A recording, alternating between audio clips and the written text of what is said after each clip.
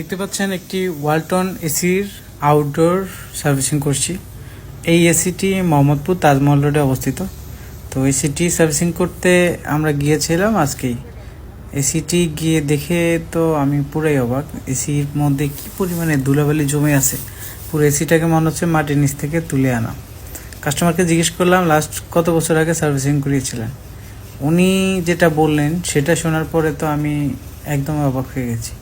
উনি বললেন যে এসি কেনার পর থেকে আর কখনোই সার্ভিসিং করে নাই, কারণ কি ওনারা জানেই না এসি সার্ভিসিং করতে হয়। তো এটা জানে যে ইউজার ম্যানুয়াল দেখে ওনারা মাঝে মধ্যে ফিল্টার ওয়াশ করতেছিলেন, ভাবতেছিলেন যে এটাই বোধহয় এসি সার্ভিসিংয়ের কাজ। সো ওনারা এভাবেই ফিল্টার ওয়াশ করে করেই এত বছর কেটিয়ে দিয়েছেন। কিন্তু আজকে আমাদেরকে যে কারণে ডাকলেন, এসি ঠান্ডা হচ্ছে না।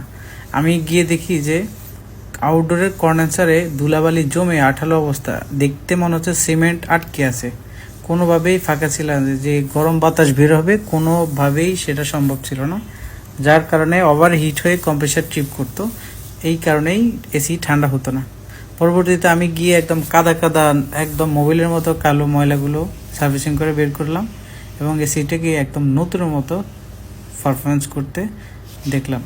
এবং এই এসিটি এত ভালো ঠান্ডা হচ্ছে, এত বছর পরেও সার্ভিসিং না করানোর পরেও কোনো রকমের সমস্যা হয়নি। গ্যাস একদম পারফেক্ট ছিল।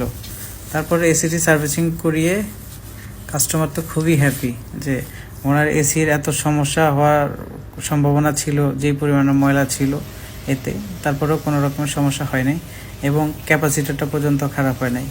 সো এটা খুবই ভালো। ওয়ালটন এসির মধ্যে এই এসিগুলো খুবই ভালো ছিল, যেগুলো R22 গ্যাসের।